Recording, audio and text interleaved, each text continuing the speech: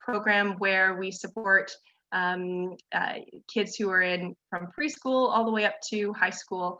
And it's all a matter of supporting to young people in identifying their stress, learning the differences between stress and anxiety, which I know we'll talk a little bit about today, and really equipping them with the tools that will help them through life's inevitable ups and downs.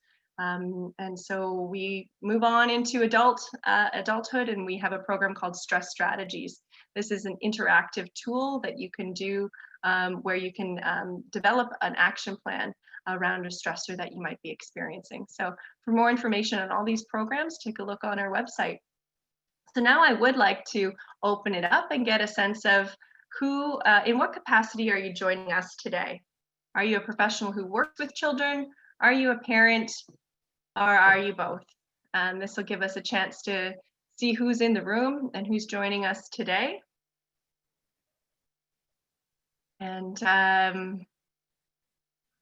we'll pause it here. It looks like oftentimes we do have this where we've got both. So professionals and parents. So thanks very much for sharing that. And one more poll before I introduce our speaker. I'd like to ask, where are you joining us from today?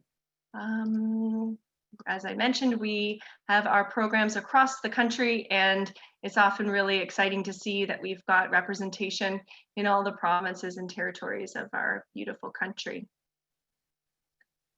So a piece I wanted to share with you is that we are recording this webinar, and it will be available afterwards on our website. So you can share it with your networks, you can revisit it. We would like to encourage you to ask questions. So please use the Q&A function to queue up your questions, and we'll get to those as we can at the end of the presentation. So it looks Mandy, can you hear me? Yes, I can. Somebody just wrote that they're not seeing the questions. I don't know how many others are not seeing the questions. Okay, well, it's there's a finicky thing sometimes with Zoom, and sometimes people see and sometimes they don't, and I'm not entirely sure why, but it looks like we have a fair number of people given that we've shared these poll results. But we'd encourage you to use the chat function, and you can let us know where you're joining us from in that way as well. But looks like we've got most representation from the Central Region, Ontario, Quebec, and we've also got Prairie, West Coast, and Atlantic. So thanks everyone for joining us today. Okay, now I will turn it on over. I'm going to introduce our speaker today is Dr. Robin Alter, and we're so thrilled that she's returned. This is the third webinar that Robin will be providing us today with. So thank you so much, Dr. Alter. Dr. Alter is a registered clinical psychologist and has been in practice since 1979. And she's consulted to the children's mental health system in Toronto and York region for over 40 years. She has a comprehensive private practice offering assessment and treatment of children, adolescents, and adults. And she's taught courses in psychology at York University and is the author of a couple of books, including The Anxiety and the Gift of Imagination and The Anxiety Workbook for Kids. And Dr. Alter is an ongoing trustee with the Psychology Foundation of Canada for the past 10 years in a variety of capacities, and currently serves as the chair of our school age program committee. So delighted to have you join us today, Dr. Alter, and I will now turn it on over to you. Thank you so much, Mandy. As always, a lovely introduction. Before we start, I would just like to do an acknowledgement to the Indigenous people whose land we live on and work on. And so I'm just going to do that. Underneath a living sky, surrounded by tall trees, lakes, and streams, my office and home are situated on lands and rivers that are traditional territory of many nations, including the Mississaugas of the Credit, the Anishinaabe, the Chippewa, the Haudenosaunee, and the Wendat peoples, and is now home to many diverse First Nations, Inuit, and Métis people.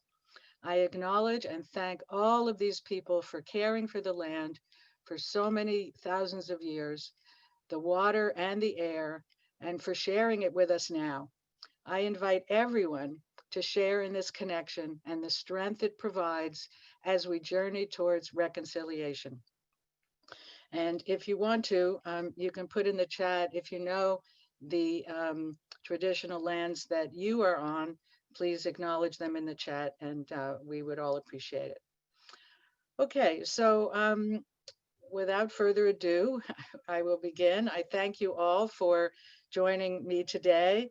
I just want to mention that the first webinar that I did a little bit of this material, but today's talk will be an expansion of that.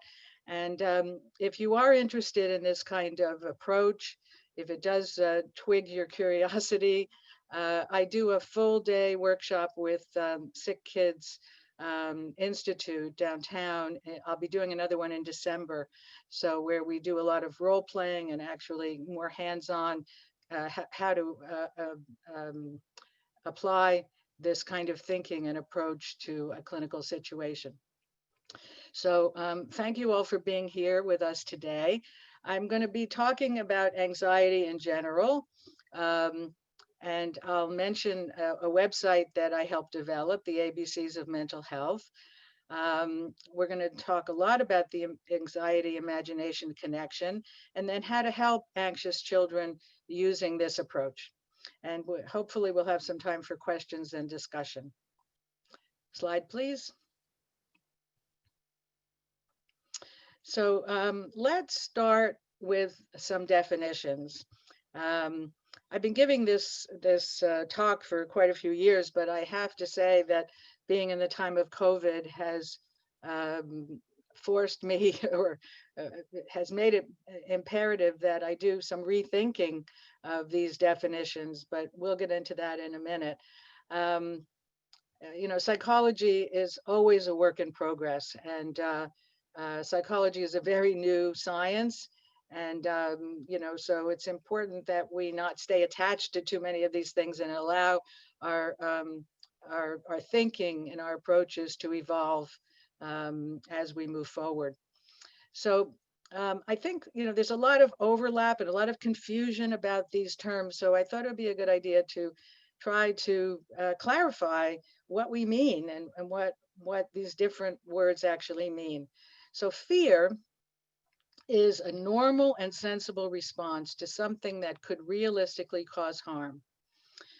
Fear has a very important and useful purpose. And especially right now, I think we are all seeing the importance of fear, because fear is motivating us to be safe. Fear is motivating us to wear masks. Fear is motivating us to socially distance. Fear is motivating a lot of our behaviors. And if we didn't have that appropriate level of fear, then we might not take those appropriate actions. Anxiety, on the other hand, is the same response in our body. It's a fear response to events or things that are either not dangerous or much less harmful than the person imagined. So, for example, claustrophobia. You know, people are afraid that small spaces are going to collapse on them. And, you know, claustrophobia is a fear of being in small spaces. Small spaces are not going to hurt you. Those walls are not going to collapse. Driving on the 400, you know, it is terrifying and bad things do happen, but we go anyway, and we try to be careful. A trip to the dentist, things that, you know, people get very, very upset about, but in fact have much more benefit than harm. Also, you know, what's happening now is there's a lot more anxiety out there. A lot of it has to do with the fact that there's so much that we don't know. And so we don't know if it's going to be harmful if we go to the grocery store. You know, in the beginning, they said that surfaces were things we need to worry about. Then they told us that they weren't as harmful and not as potentially harmful as they thought. Now there's talk that they are. So especially when there's changes in the directions that we're getting, and a lot of confusion out there. You know, before school happened, parents were beside themselves with anxiety about whether they should send their kids to school or not. And a lot of that is still happening out there. Kids are at home, they want to go to school, parents don't know whether it's safe or not. So it's not always clear. I guess my point here is it's not always clear, are we dealing with fear or anxiety? Is there a real threat? Is there a real concern that we should be concerned with? Or are we more in the area of, are we thinking about worst case scenarios rather than reality? Are we imagining the absolute worst thing that could happen when in fact the reality is that those events may not occur? So we're really being challenged at this time, more than ever in my lifetime, to figure out what the risk is and how realistic the fear is. And the other word that is used also with these others is stress, and certainly all of the programs of the Psychology Foundation focus on stress. And stress is a physiological response to an external threat, and also it can be real or imagined. Okay, next slide, please. We're going to talk more about this stress thing. So just to mention a few other points.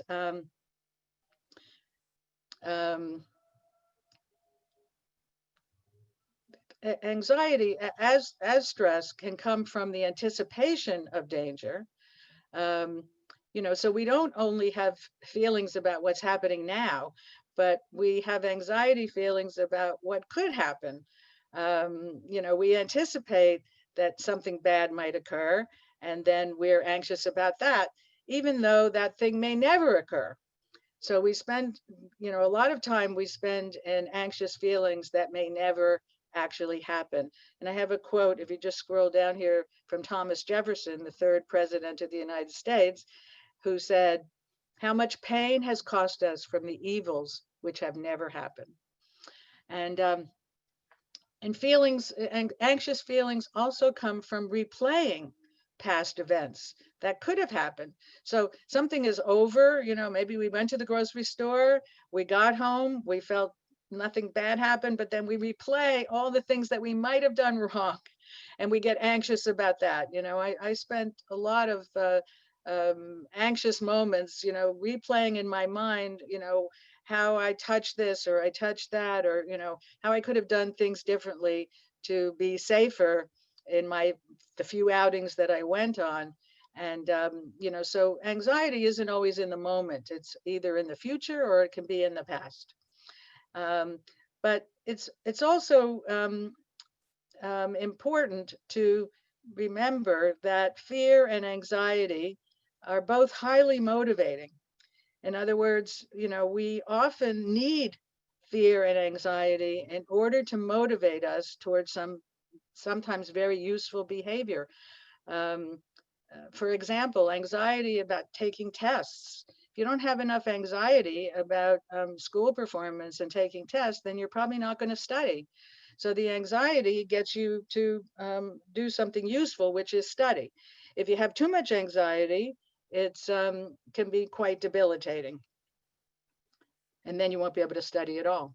Okay, slide, please. What's the difference between stress and anxiety? So I was asked this question by a group of principals and vice principals out in Halton. And I thought it was a very interesting question. So I decided to do some research. And what I found, these are just some of the statements that I found when I Googled this. Anxiety is more akin to fear. Stress is in a response to daily pressures. Anxiety has no identifiable root. Stress does. We know that's wrong because we have all the phobias that are specific, like dog phobias and spider phobias and flying phobias, which clearly have a root. Anxiety is a mental disorder. Stress is not. I mean, at some levels, anxiety is a mental disorder. Doesn't always mean, that it's a mental disorder. And stress, if it is extreme, can become a mental disorder. Stress response dissipates when the stressor is removed. We just talked about that the last slide. It doesn't always dissipate when the stressor is removed. Anxiety stays because The stress is not clearly defined. I hope you can see how much confusion there is in these statements. The statements create more questions than they answer. So therefore, I did the next slide. Mandy, next slide. And none of these things are accurate, and you should just throw them out of your mind. Next slide. Okay, so what is the similarities? In my opinion, both anxiety and stress, if you actually look at what's happening physiologically when you're in an anxious state or a highly stressed state, when the stress response gets triggered, the same things happen in your body. They both rely on the sympathetic nervous system, which activates you, gets you ready for whatever emergency your consciousness is telling you exists. So your heart races, your breathing rate increases, you have that rapid breathing, you get a surge of adrenaline, a surge of cortisol, your palms may sweat, you may feel nauseous, get that feeling in your stomach. You have the stress hormones such as cortisol. And all of these responses are very useful when you actually have a real threat to deal with. And they both rely on the parasympathetic system, which brings you back to normal. That's the system that calms you down and returns you to normal stasis. And we want to calm down our heart and our breathing. And the vagus nerve is what does that. And when we exhale and we extend the exhale, it calms down the heart and brings your breathing down to normal. Okay, next slide, please. So this is just a summary of that. They both activate the sympathetic nervous system. They both respond to real and imaginary threats. Both stress and anxiety are useful to us. They're actually both intended to be short-term, but they both can become long-term problems. If we stay in a highly anxious state or we stay in a high stress state long-term, that can cause major problems on our health. They can be in real time or anticipatory time or reflective time, looking at the past. And if they remain chronic, they can lead to very serious physical problems. The differences between stress and anxiety are how we label it, what we call them. Okay, next slide. So, in my understanding, anxiety and stress are both normal parts of life. And one of the great benefits of a lot of the Psychology Foundation programs, especially for young kids who haven't had a lot of experience being, what is stress and what is anxiety, is it normalizes it. It helps them to realize that they're not the only ones that are experiencing this, that everybody gets these stomach aches or gets these feelings of tension. And that, as individuals, we need to learn to identify when we are in an anxiety or in the middle of a stress response. And not just in a global sense, but in the immediate sense of, I'm stressed, I can feel it. I feel that surge inside my body that says, something's just went wrong out there that I have to respond to. I'm in a state of heightened arousal, and I need to learn either to deal with the threat, if it's a real threat, or if it's just a thought about a threat that may or may not happen. I need to learn to bring myself back to neutral, bring myself to some kind of relaxed state so I can, think more clearly. There's a woman who does a lovely TED talk, a psychologist, and I couldn't get her name, but she says that stress and anxiety are our passports to an interesting life. None of us would want a life without stress and anxiety because it would be very boring. The bigger our lives are, the more we have to deal with stress and anxiety. Many strategies can be useful in this process, and you can find a lot of them in the Psychology Foundation programs for all ages. Okay, next slide, please. Okay, so let's my clinical model is that children's anxiety is different from adults, and we're going to talk about that. Um, that there may be, for many children and adults, there may be a connection between imagination and anxiety. Um, Children's thinking is different from adults. Children's thinking is much more concrete. Um, um, they don't delve into too much abstract thinking until much later. So therefore, in helping them, we need to take that into consideration and make sure that our approaches are concrete. And we need to talk about control. Um, somebody just make stress your friend. The TED talk is called Make Stress Your Friend. Thank you, Kelly, for that. Um, we need to teach children to control their minds and their anxiety, not the world or other people. Many children, when they're anxious, their approach is to get their parents or their teachers to do their bidding, to remove whatever's making them anxious. If I'm anxious about something at school, if I can just convince my mom to let me stay home, then as soon as she says, okay, that stomach ache goes away. um, so we need to help. So children use avoidance, and avoidance is the worst possible approach to anxiety.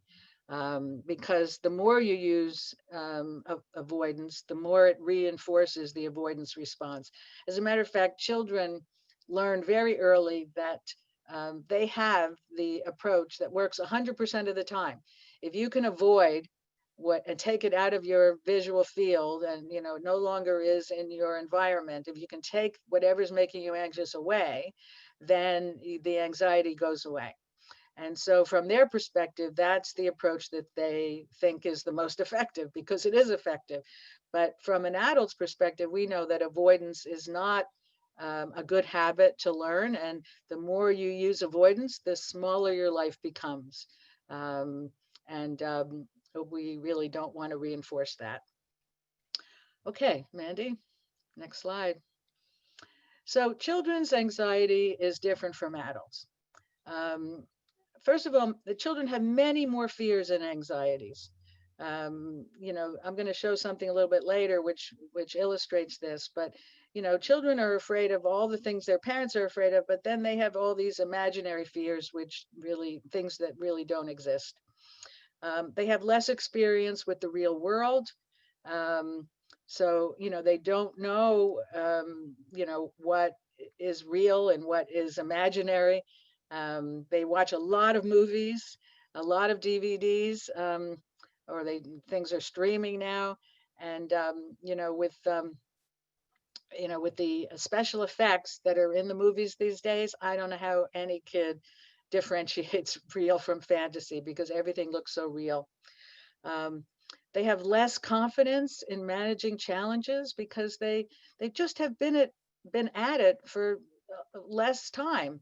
Um, the more experience you have with success, and knowing that things can be hard in the beginning, but if you don't give up, eventually you can succeed and be in control of it. So they don't know that yet. They may have had a few successes in their lives, and we certainly want to point those out, but they don't have as much confidence in their ability to do that as adults do. Every day, a child is learning something new that they've never done before, never seen before.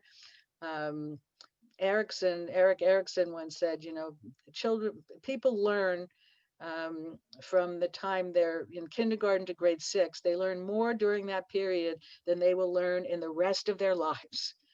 Um, so, and children don't know what's probable and improbable. They don't have enough experience to really evaluate that.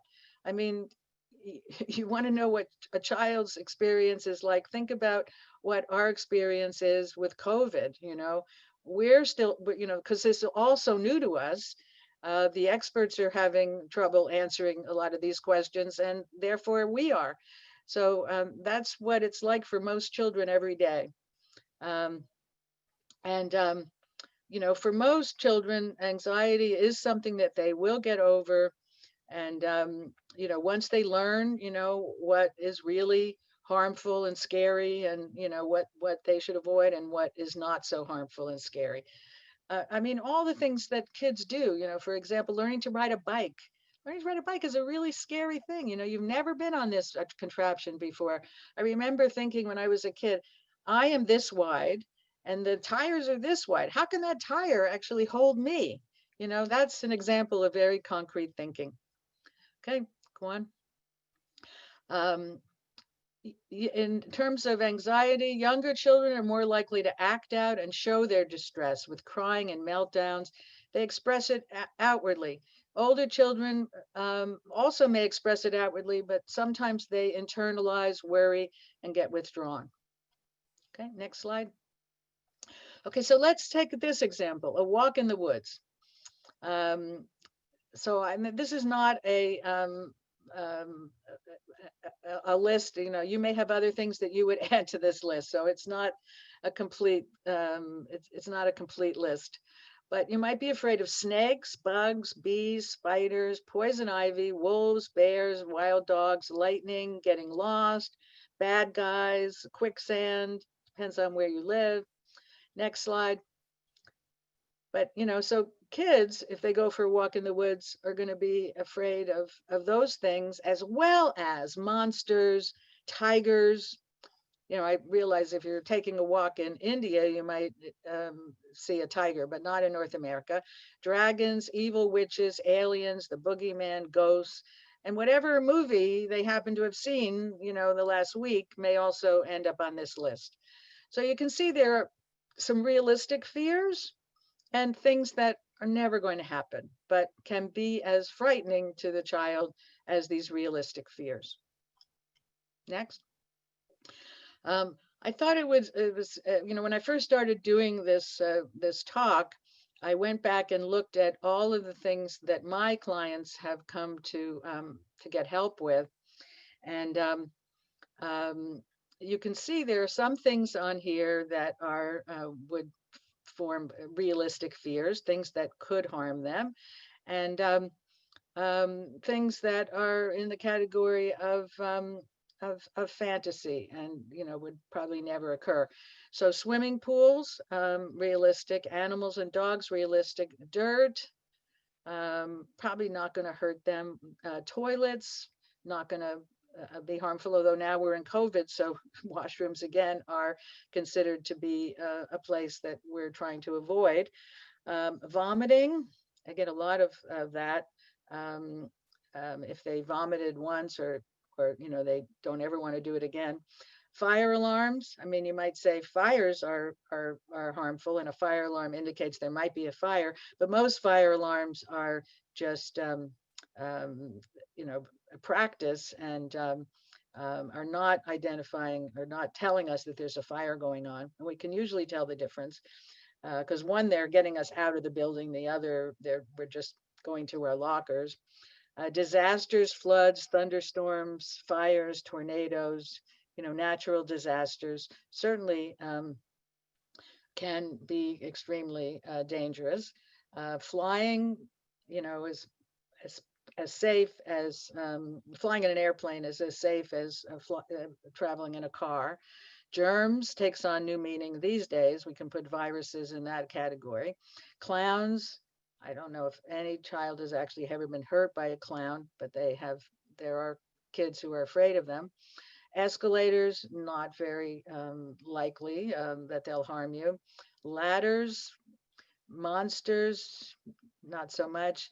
Death, choking, heart stopping, certainly that's a realistic fear. Bad guys, robbers, kidnappers. And I mean, when these come up, you have to kind of evaluate what precipitated this. Did somebody die within that this child experienced? And in terms of the bad guys, robbers, and kidnappers, luckily we haven't had one of these incidents in a while. But whenever something like that happens, then there's a whole rash of kids who begin to worry about it. Okay, next slide. Okay, I did want to tell you about this resource. It was put together by Hinks Delcrest when I was there, and then taken over by Sick Kids. And I did, so I'll tell you what it is. It's a website that you can go, if you have specific concerns about a specific child, you can put in the child, whether the child's a boy or a girl, their age, and the symptoms of what you are observing. Excuse me. And the website will take you through um, drop down menus and things, and let you know whether it's normal for this age group, whether it's a yellow, something that you should monitor, keep your eye on, or red, this is highly concerning and you should seek professional help. So we did it first for um, teachers, and they loved it so much that we then did one for parents. And it's all kinds of problems, not just anxiety, but depression, ADHD, behavior problems, all kinds of things. And I, when I went to look it up to make sure that I had the current URL address, it seems like Sick Kids is not supporting this anymore. But I was able to access it. So in the future, they may not be supporting it, but right now it's still available. So I did want to mention it. Next slide. So I wanted to talk a little bit about whether or not anxiety is a serious problem, how to determine that. The questions to ask are, is this fear or anxiety age appropriate or not? And we're going to talk about that in a few minutes. Is this child's response much stronger than others his or her age? Is the child missing out on too much because of the anxiety? So in other words, too much, is your child missing out on too much because of the anxiety? In other words, you know, um, you might say that the child is just missing out on birthday parties or sleepovers, or, when we get back to having those kinds of events in our lives. Um, but, if that's true, if the child is missing out on a lot of events, social events, then I would say that that's serious, because life should include those kind of events. That those are the fun times, and if the anxiety is causing the child to miss out on the fun, it's important. Um, does the anxiety cause poor performance? Is there too much performance anxiety or anxiety over grades, and how a child is doing in school? Is your child spending a lot of time trying to get you to change your plans because of anxiety? This is what usually happens. A child is afraid of public toilets, or sleeping in a bed that's not his or hers, or getting on an airplane, or eating in a restaurant. And because of that, there's a lot of time spent with the child trying to convince the parents not to go on the trip or have the event because of the anxiety. And that's a problem. And the other one is very, very important. Is it getting better over time or not? These kinds of things take time. And if the parent or you as the therapist is making progress, then you're doing a good thing, and things are improving. You shouldn't expect that these problems are going to just resolve themselves immediately because of one approach or the other. It does take time. Next slide. Okay, so what are the normal anxieties?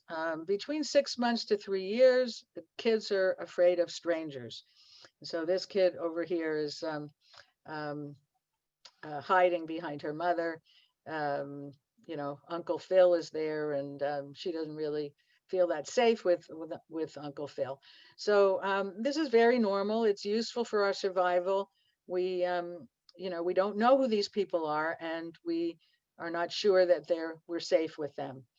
But once reason kicks in and the child is able to be talked to and reasoned with, then mom can explain that this is somebody we've known for a long time, we love him, can model friendliness, and usually the child will model the parent's behavior.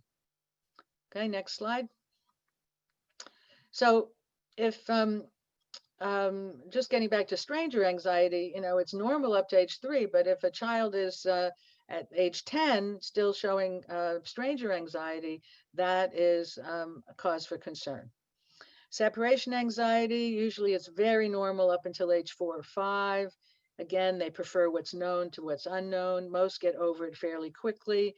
Most of the people in daycare centers and kindergartens know that kids, you know, may cry when their parent leaves, but usually they behave very differently as soon as the parent is gone. And again, parents need to model appropriate, brave behavior. So if the parent looks worried and upset, modeling the child's behavior, then the child thinks, well, maybe there is something to be worried about. But if the parents act calm and everything's fine and you're going to be fine and I'm going to be over here and I'll see you later, blah blah blah, then the child follows suit. Okay, next slide. And then what happens in preschool, imagination kicks in, and now children can be afraid of all kinds of things. So they're not only afraid of realistic things, but monsters, the dark, large things, harmful things.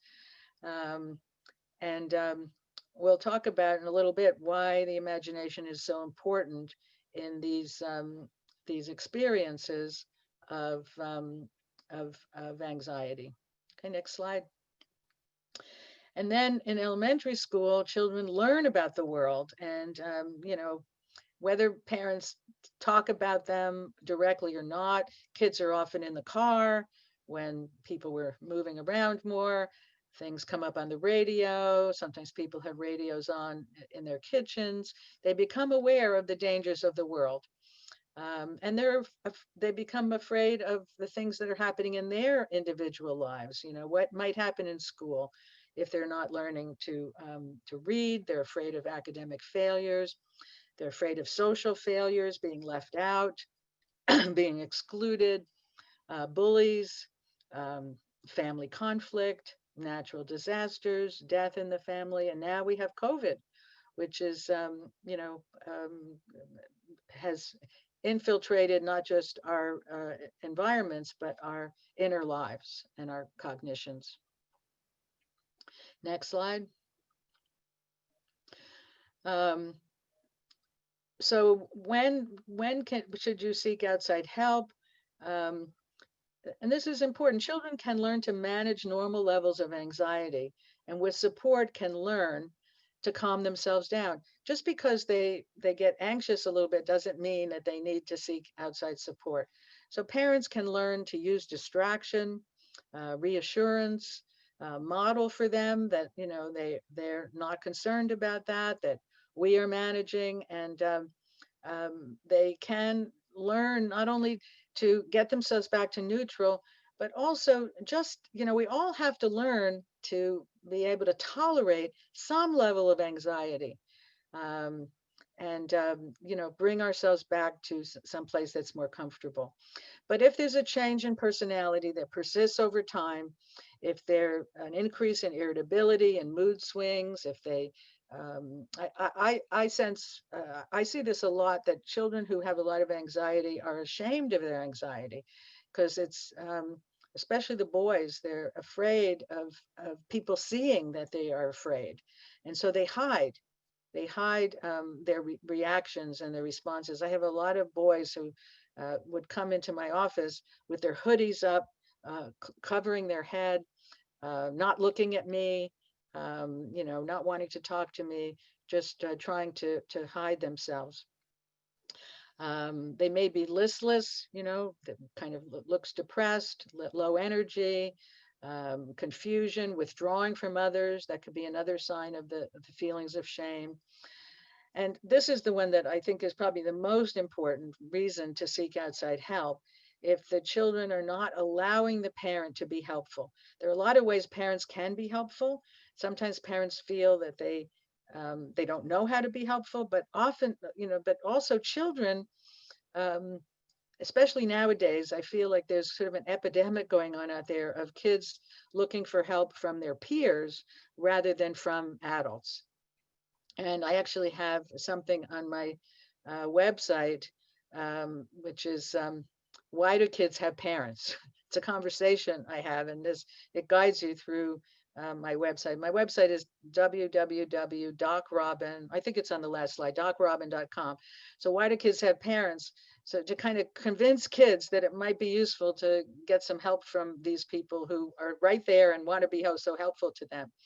But if they're withdrawing from a parent and not allowing them to be helpful, then it's a good idea to get some outside help.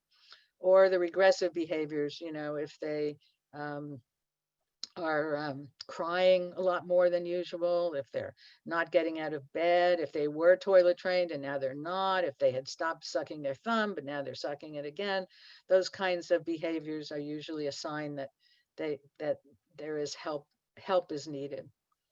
Okay, next slide. Okay, so now we're going to talk about the connection between imagination and anxiety. Next slide. Okay, what I learned from Melanie. So this is my story of how I got into this. I was a consultant at the Hinks Delcrest Center. I was there when it was just Delcrest. I was there for 36 years. And, as a consultant, I had to learn to deal with every problem that came into the center. People, um, but so I considered myself a generalist. I wasn't really focusing on any specific kind of problem. And and I also had a private practice in Thornhill. And so I was working with this young girl. I'm going to call her Melanie. That's not her real name, but she was 11 and just the loveliest little girl. I mean, she was articulate. She was smart. When I looked at my schedule and I saw I'm going to see Melanie today, I just smiled. I went, oh, great. I love seeing Melanie. And um, so Melanie came from a wonderful family, mother, father, older brother. Everybody loved her. Everybody supported her.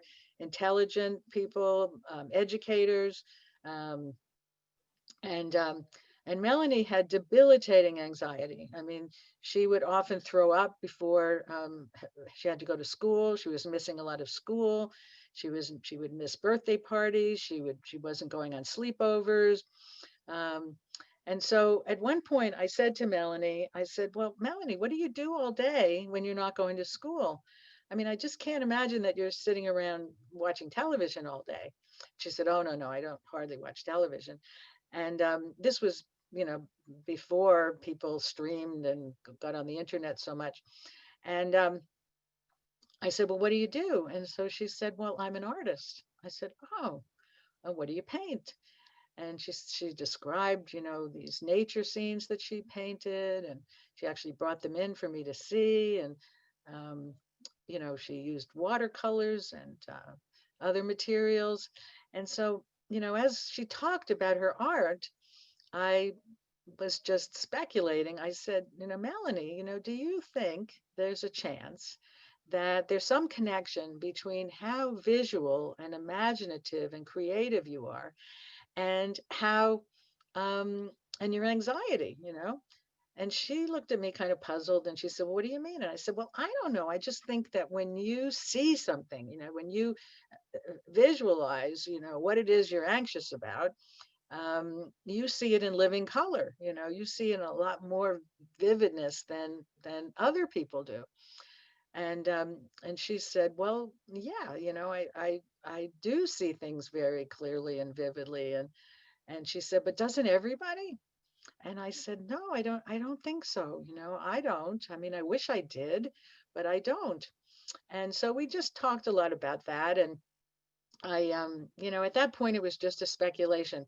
But from that point on, I, every time a family came into my office with the main problem being anxiety, I asked the question. I just said, tell me about your child's imagination. And I was blown away by the responses that I got, because people would say, "Oh my God, you wouldn't believe how many hours this kid spends in imaginative play. They create cities. They do. My house is filled with art. This one's written a novel. This one, has. They were just always involved in some enormous levels of creativity, and so then I decided to work with that and see if I could help them use make the connection between their imagination and their anxiety, and then learn to use that in order to gain some control over what they were experiencing. So unfortunately, I didn't ask the question of everybody. I wasn't thinking like a researcher. I was just thinking like a clinician. And so it's possible that everybody would have answered that question the same way. So I don't really know the answer to that. Anyway, go on, next slide. So what happened was, and I'll go into how I worked with kids, but it was, I was first overwhelmed by how many people said, yes, my child is incredibly imaginative, and more imaginative than my other kid, blah, blah, blah. And so then I started working with the kids around that, and there was so much success. I mean, this model doesn't work for every kid. I have to give that disclaimer. I think there are some kids it doesn't work for, but when it works, it really works. And there's nothing harmful about this way of working. It has only positive aspects to it. So there's no harm in trying it. If it doesn't work, you can always use some other approach.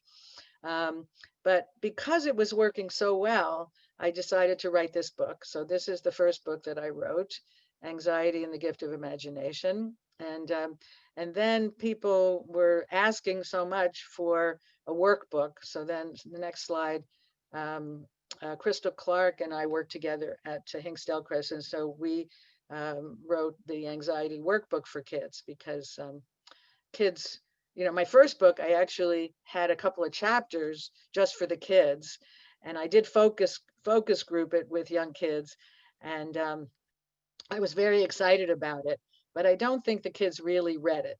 Kids don't really want to read a chapter, even if it's going to help them, but they do want to do these workbooks. So therefore, I think the workbook is much more appropriate for them. Next slide.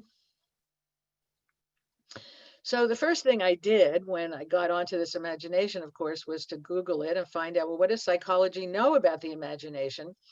And Piaget and Harris, who's the guy I discovered at Harvard, I think they were bang on, and they both say that it begins around 18 months.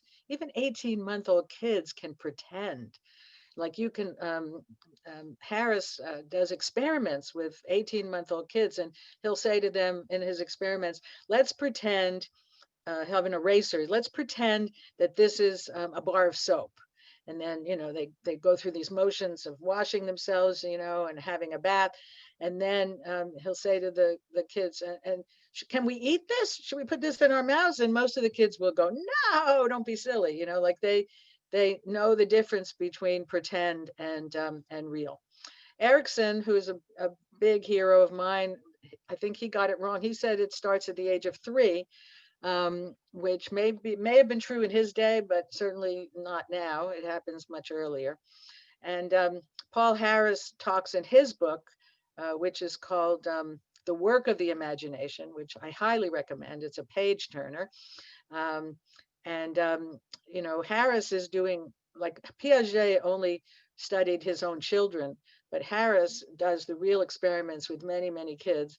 And he links it to the emergence of language, that we couldn't have developed language as a species without the imagination, because in order to understand the grunts and groans of whoever's trying to communicate with us as cave people, we have to be able to imagine what they're saying. We have to have some kind of visual representation in our heads in order to make the connection with those sounds. Okay, next slide. So I'm going to skip this. I mean, this is stuff about that we can't really think about anything, or we can't have an experience until we have the cognitive ability to have that experience. But it goes into too much detail. So let's go to the next one. Well, I'll explain this anyway. This little baby, this is a piece of glass, but you can see visually what's going on there. And a little baby who has no depth perception will just walk across that glass without any fear because they can't see down. But as soon as you have depth perception and you look down, even though there's a piece of glass and you won't fall, there's a reluctance to go further. Okay, turn the page. Okay, so why do we have an imagination? We play with possibilities. We think about possibilities. We prepare for the future. We escape from unpleasant realities. And we think about how things might have been different, right? Next slide. So this is the cornerstone. This is what my approach is really based on, from Paul Harris's work, The Work of the Imagination. So this is what he says. Children and adults alike have the capacity for absorption in a pretend world. Once we enter that state of absorption, it is the events occurring within the imagined world that drive our emotional system. It's not what's going on around us, it's what's going on inside of us, and that drives our emotional system. And even if we know it's imaginary, so even if we're, like when we go to the movies, we know it's all imaginary, but we experience all those things because we get absorbed in the story, we get absorbed on the screen, and that's what is triggering our emotions. So the imagination can work for us or against us. Next slide. So this little girl is at a party, blah, blah, blah, blah, blah. And so she's escaping in her imagination. She's flying with her little dog to some castle in the sky, getting out of this boring place. Next slide. Imaginations are things parents are most proud of. Kids put on plays. Parents are very happy and proud. Next slide.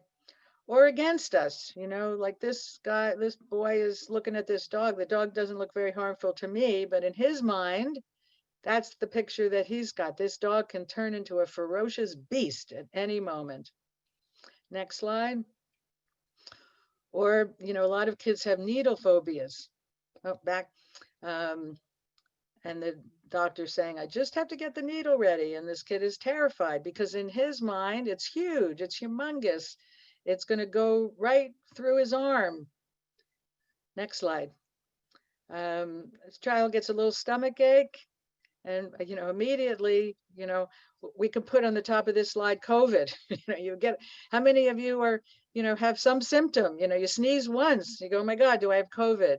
You cough, you have a little stomach ache. Everything is turning to COVID. Next slide. So our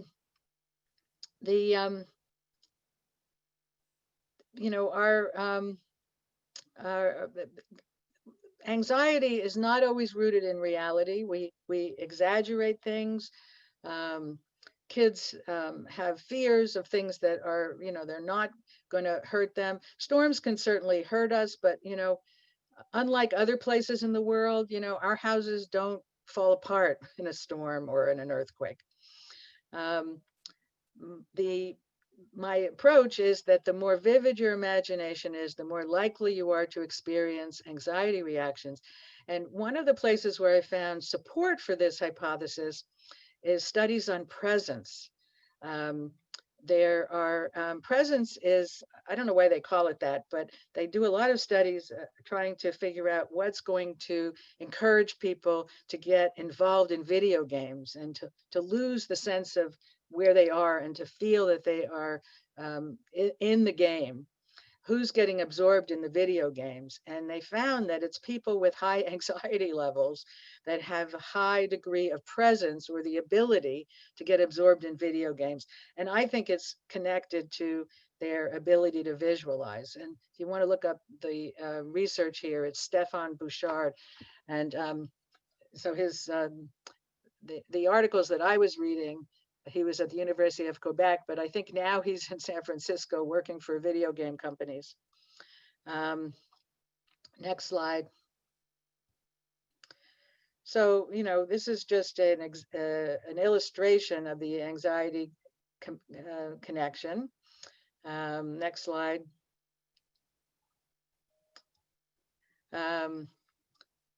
And there's a whole segment of this talk, which is that children's thinking is different from adults. So I do believe that my approach is a form of CBT, because CBT is trying to change the mind or thinking of children and adults. But one of my problems with CBT, as it has been designed, CBT was designed for adults. It wasn't designed for children. And people have been trying to make it more appropriate for children, but I think that they often don't go far enough in, in terms of children's thinking.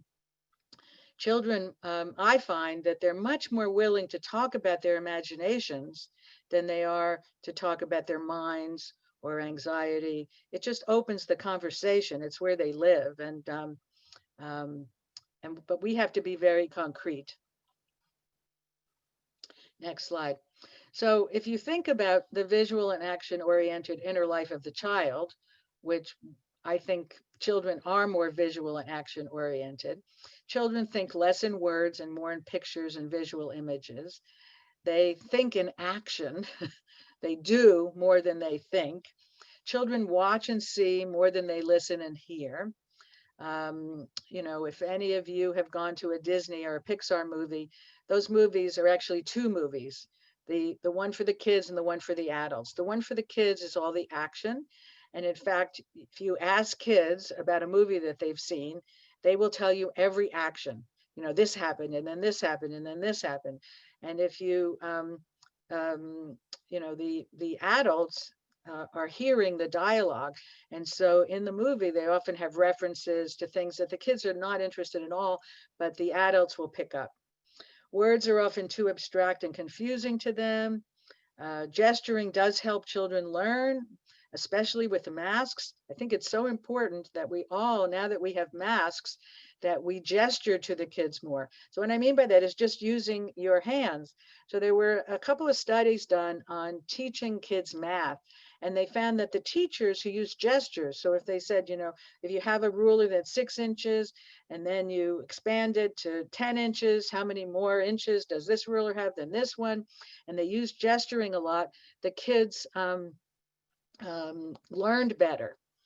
And there's now a book about gambling and poker playing, and how the hands communicate more about what's really going on than the face. So our faces are covered, but our hands are not. So those of you who work with kids, use your hands as you're talking. Just you'll get their attention more, and they will get what you are communicating. Next slide. So the movies that kids go to, and they're probably seeing more movies now than they even did before, because there's a lot more free time and they're not outside as much. So they spend a lot of time in these movies. And in fact, the kids, unlike the movies that we see on screen, the movies in our minds, we are the main character. So they're even more interesting than the movies that we see on screen. Children have, I don't know about you, but I saw a lot of movies as a kid. And when I would see them, I would sometimes lose myself. I forget that I was even in a movie theater. The lights would go on and I'd kind of have to remind myself, who I was and how to get home. But kids do that more than adults. We have so many ways to distance and to defend ourselves, and to think about the acting, and if it has to be a really, really good movie to totally grab us into it.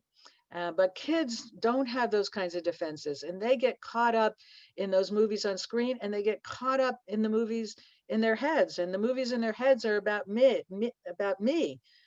So they're even more riveting. Um, and they're less able to differentiate fantasy from reality. You mentioned that before. They always ask questions. Well, how do you know it's not real? How do you know? How do you know? I saw it, so it must be real. Next slide. Hi, Dr. Alter. I just wanted to let everyone know that we have hit 1 o'clock, but we want to continue. We want to finish up with our presentation and have some time for questions. So if you can stay with us, participants, if you can stay, we'd love you to stay. And if you can't, you will get this recording, but we just encourage you to stay for the remaining part of the presentation. Okay, thank you. Okay, next slide. Next slide. I just want to get to the part. This is just a lovely picture of watching one of those old movies where somebody is tied up, and the train's going to come, and so how we get drawn into these dire, horrible situations in the movies also happens in our heads. Next slide. Okay, next slide. And this is the approach. I basically tell the kids that they have an amazing imagination. I mean, and I use my hands, I use my body. Like, you have to understand that you have an amazing imagination, and this is a precious gift that you have. Not everybody has that kind of imagination. And it's a power. I got this from Star Wars, and it's a power, and a power can be used for good or for not. And so you need to control, just like, Obi-Wan Kenobi said in Star Wars, you have to learn to use the Force, because if you don't use it for good, it can be used for bad. And I sometimes have to say to kids, if you don't learn to use it, it's going to destroy you, because I do believe that kids with this kind of imagination, if they don't learn to control it, it is going to be in charge of them. So powerful forces need to be controlled, or they can have very harmful effects. And then you have to convince them that they can do this. That comes from, one of the things you do. The next slide. Next slide. I want to get to that diagram, of that picture of the chariot. Can you see it up there? This one. So this was the first metaphor that I used, and I still use it. It comes from some sect in Buddhism, where they say a human being is like a person on a chariot. And I talk about, do you know what a chariot is? Blah, blah, blah. And then a person on a chariot with two horses. And one of these horses is the mind, or the imagination. And the other horse are your feelings. And so there's different ways you can be on this chariot. So even though there are reins here, this guy is not holding the reins, and he has no control over these horses. So if one of the horses sees a rabbit and decides to run after it, and the other horse doesn't want to and sits down, all kinds of things can happen with this guy on the chariot without control of these horses. But next slide. Or he can pick up the reins, and he can direct these horses where he wants them to go. You don't want to get into fights with your horses. You just very gently but firmly kind of pull on those reins, to say, no, no, no, no, I don't want you to go after that rabbit. We're going over there to the stream. And, so, you ask the kid, well, what it would be like to be on that first chariot? Kind of scary. And what would it be like to be on this chariot? Much happier. So which one do you want to be in? And so, this is a metaphor. Very few of our kids have had experience with chariots, but they have had experience with bicycles. They have had experience learning to skate or to play hockey. Things where you've had to learn to control, right? Where, I say, what would it be like, to be on your bike without handlebars, without brakes? You're going down the road, you see a big boulder, you want to drive around it, no brakes, no handlebars. What do? You know, you're just going to crash. But with brakes and a handlebar, you can steer and you can slow yourself down. So we want to find the brakes and the handlebars for your imagination. And you know, there's a lot to this, because you can't just tell your imagination to do nothing. You know, minds don't like to do nothing. So um, you know, you have to steer it in the right direction, and you have to give it something to do. You have to give it something interesting to do, because minds don't like, the mind abhors a vacuum. And so there are all kinds of things. Many of the kids that I see, because they're so imaginative, they're actually not that interested in tools and strategies. They want to come up with their own. And so, you know, they've come up with all kinds of interesting ones. But you know, it does help. Um, you know, they do want to be in charge of themselves, and um, you know, learning to be in charge of their imaginations will, I think, result in children who are creative, but not have these debilitating experiences of anxiety because their imaginations are running out of control. And um, you know, so go back to the other. So I tell them that it's a wonderful gift that they have, and I don't want them to ever feel that their imagination is something that they should not be proud of, but it is something that they need to learn to control. And and they don't need to control the world and other people. They need to control what their minds are doing, so they can kind of there are many, you know, I go more into this in the book. And as I said before, if you want to, if you're interested in this, you can come take the workshop, which is all day, and we have more time to get into this stuff. But, you know, you can learn to change the channel. You can turn the scary thing into something more benign. I got that from Barbara Colarosa. Next slide. Keep going. Um, you can practice something that you want to learn. I remember a study in the 60s, which showed that people who were just sitting in a chair, imagining themselves throwing a basketball into the net, improved as much as people who were actually practicing with a real basketball.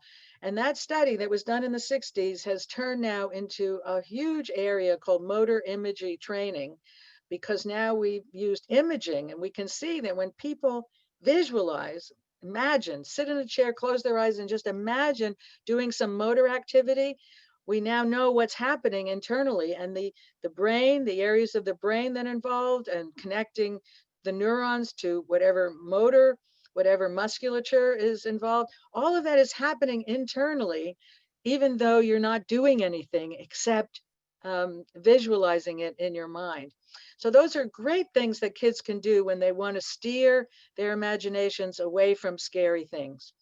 Um, and another thing to do is to ask, especially young kids, to show you what's going on. Draw that monster. See what it's like. Ask the child to give the monster a name so that they're owning it. So it's their production instead of it being something that's external to them, or they experience it as external, that's terrorizing them.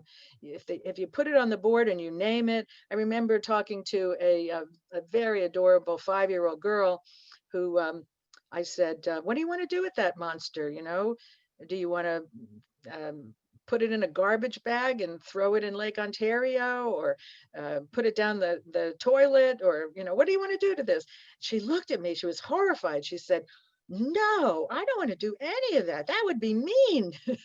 Like, she wanted to keep it. I said, well, okay, well, you can keep it, but right now this monster is keeping everybody up in the house, so we can't let that go on. How are you going to What are you going to do to stop that? She said, I think we'll just put it in a cage, because I don't want it running around the house all night. So then she drew the cage, and we had a solution. Next slide. Just since Halloween is coming up, one of the best ways to show some dominance is be what you fear most. I don't know how many kids are going to be going out for Halloween. Honestly, I don't know what's going to happen. Safe place is a great one. It comes from the world of hypnosis, to create in your mind a safe place, so that if you're being scared by your imagination, you can go to your safe place. You can do something physical to distract you.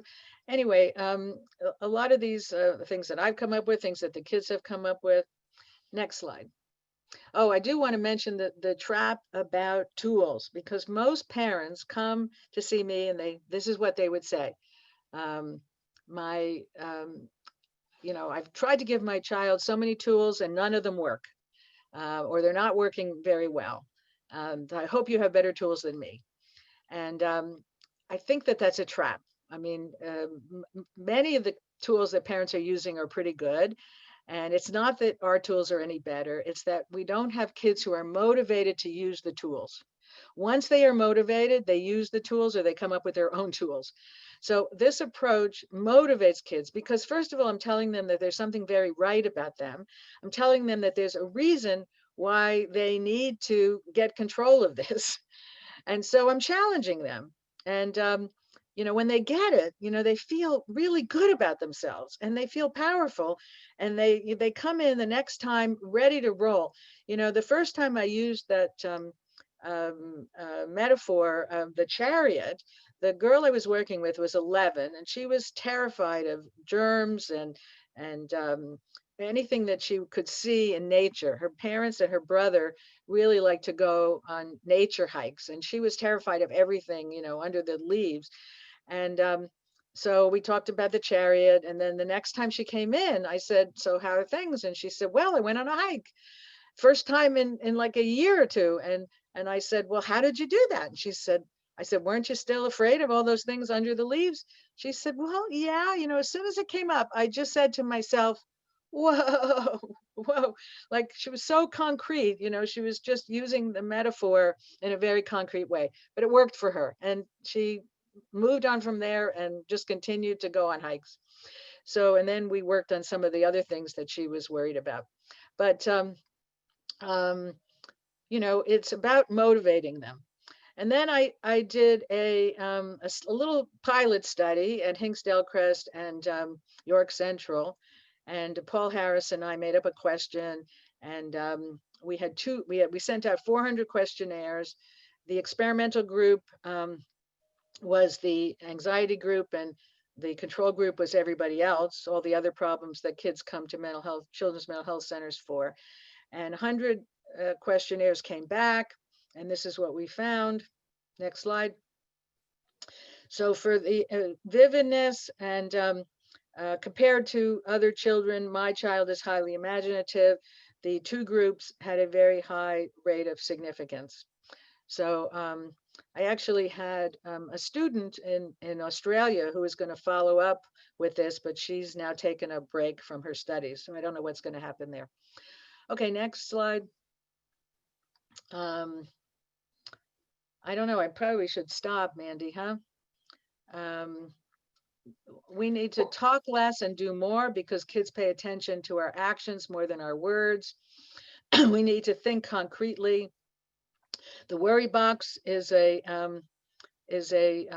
tool that was developed at Hinksdale Crest and now exists on apps all over the place, but I swear it was developed by Florence Chu. And this is a box, like a shoe box that you can decorate, becomes the worry box, and you put all the worries in the box. It takes them out of your head, puts them in the box. So this is concretely, like adults, we compartmentalize, we try not to think about things at home when we're at work or vice versa, but kids really need it concretely. They need an actual box. We ask children to draw their fears so they can laugh at them, at the monsters. Don't just sit and write when you're with clients and the kids. Use your hands and body, use the board, use your language concretely. In my workshop, we do exercises to kind of catch ourselves when we fall into abstract language, which children are not going to follow. Remember, avoidance strengthens fear, exposure weakens it. And we have to model bravery, teach by example, keep our emotional intensity low. Next slide.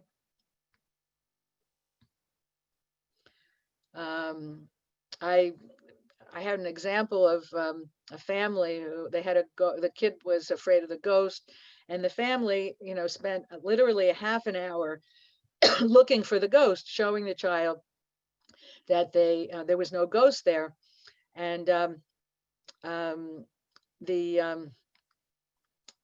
as they were describing their moving around the house looking for the ghost, I was seeing them through the child's eyes and realizing that from a child's perspective, they were behaving in a way that supported the child's belief that there was a ghost. Because from the child's perspective, they're thinking, well, if there's no ghost, why are they looking so hard for this ghost? Maybe they're not so sure. Maybe there's a smidgen of doubt. And besides, you can't look everywhere. You can look in 8 closets, but there's one closet you left out. So you have to refocus on what's real.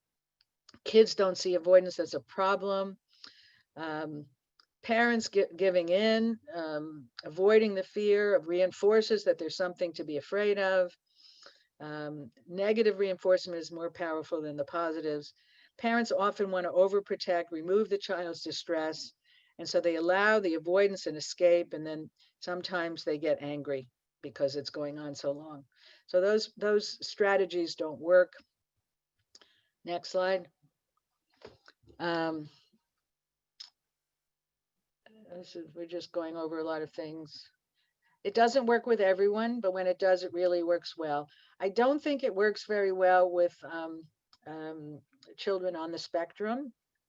Really depends on the child, but many children on the spectrum are very reality bound. They're into facts and lists. And, there's some work now that shows that one sign of autism may be a lack of imagination. So this approach is obviously not going to work. I have to say that, when I've asked this question, tell me about your child's imagination, most parents have said, yes, they have an amazing imagination. Sometimes a parent will say, no, my child's not very imaginative. And then the child corrects them. Will say, what, do you even know who I am? Sometimes I've asked the question, and especially preteens or older kids will not want to acknowledge that they have an imagination, because imagination is something they think of as childish and something for younger kids, and they want to be seen as an older child. So the parent will often say in that situation, when you were younger, you did this, don't you remember? But I will often then correct myself with the child and then talk about their creativity, not imagination. Creativity is something that older children and teenagers are proud of, not so much imagination. Next slide. Okay, I think we'll end there. Sorry, I had too much material. Next slide. I think there's just the end. Next slide. So these are some kids in, go back to the other one. These are some kids in France who I don't know who these kids are, but they just seem so spontaneous and lively and full of life, and except for one who's hiding herself. Maybe she was too anxious to be photographed. And then the last one is my favorite picture of all. This is a little girl. We snapped her in the Rodin Museum in Paris. It was a very, very hot day, and she was just in bliss, skipping around this big circle. It just seemed as happy as and peaceful and calm as any kid could be. So that's our goal: happy, peaceful, calm kids. Thank you very much. Okay, so I'm going to stick around if there's any questions. Great. Thank you so much, Dr. Alter. This has been quite an interesting and enlightening presentation. I've learned a lot, taken a lot. I know that we've got some questions, so I wonder if we can just quickly get to them. And I know that you had made the offer that if we have any questions we can't get to, maybe we could follow up. Yeah, for sure. Okay, great. So let's take a look at what we've got. So there is a question related to supporting families and children who have anxiety issues about and during COVID. And I'm particularly interested, maybe we can twist that a little bit to say that, as adults, we're all dealing with this anxiety as well. So when we're dealing with the anxiety of COVID, how do we support children and youth who might be dealing with that as well?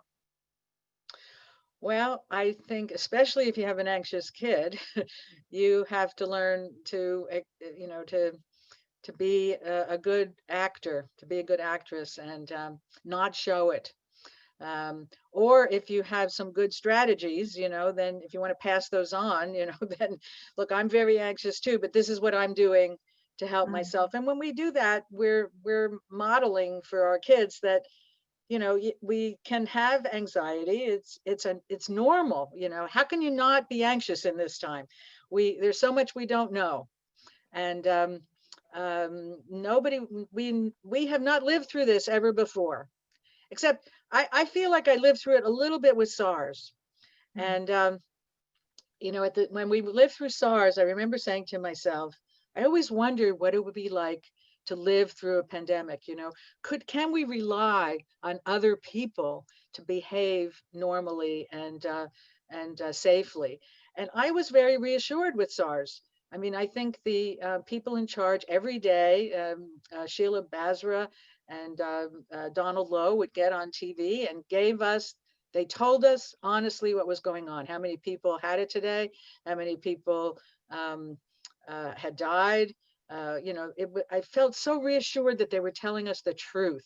mm, And I looked around and people weren't panicking. People were behaving the way you would hope them to behave. And we all got through it. And, eventually the numbers started coming down. And I mm, feel the same way now. I mean, for most part, people are behaving well. The kids are behaving well. I have a grandson, he's 4 years old. He's so good with that mask.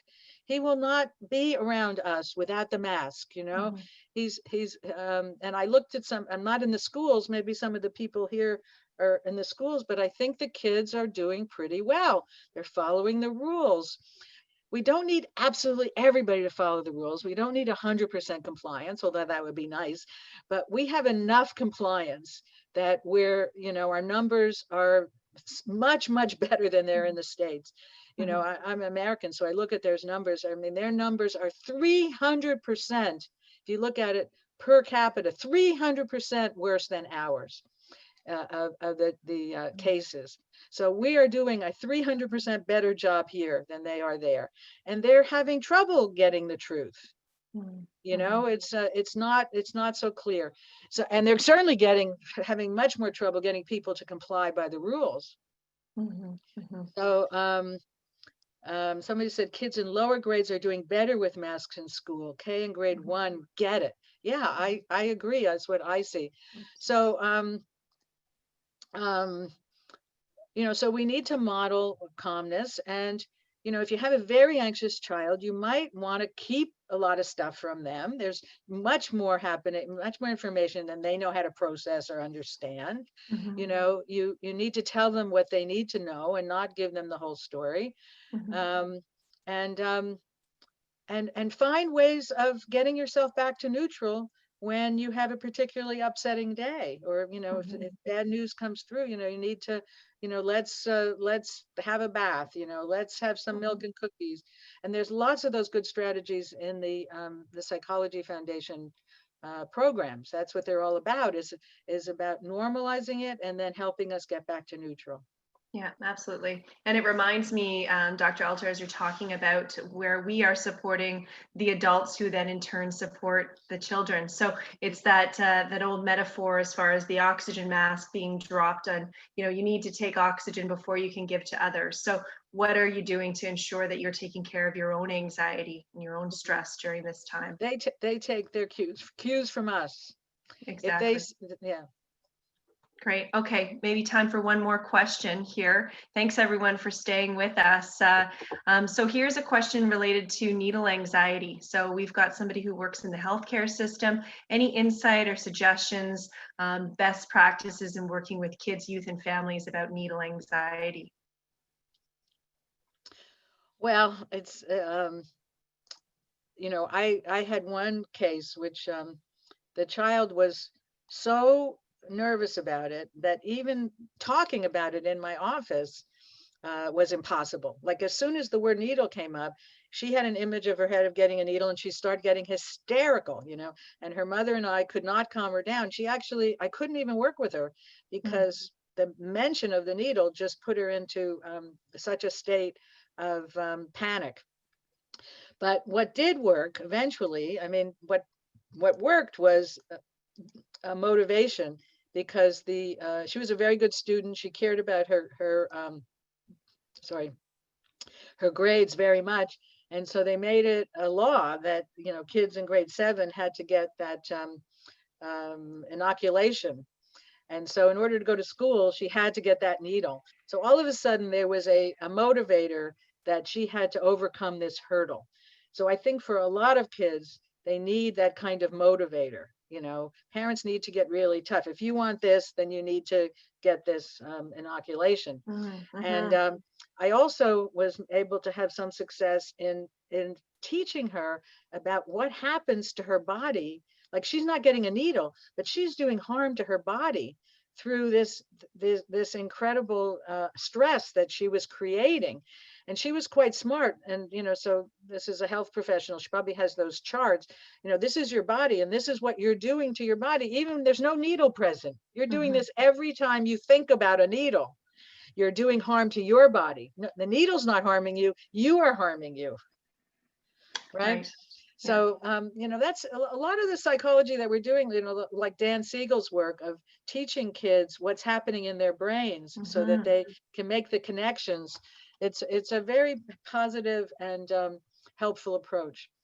Yeah, absolutely. And I'm seeing that there's a few other questions related to motivation, and I wonder. I mean, that's a huge area. So as far as being able to support kids, and every kid is different. Every person is different as far as what motivates them to make changes. Um, I don't know if you've got any final words on that, Dr. Alter, before we wrap up here. Well, many parents they want kids to have internal motivation.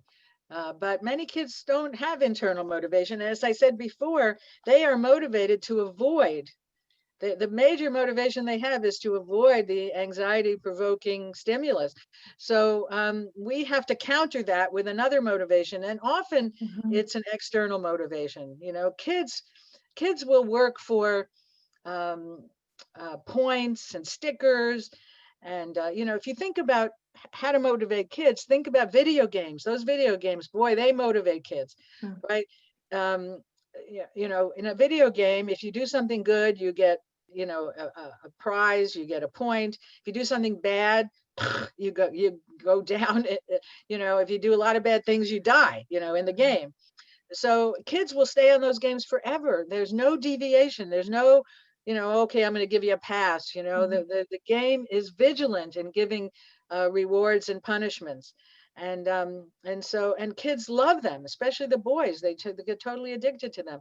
So, we can create those kinds of systems too. mm, And in fact, a lot of kids will work towards, if you have points, every time you try this or you do this or whatever, I'm going to mark it here and make the scorecard visible so that other people can see it. mhm, It's something to be proud of.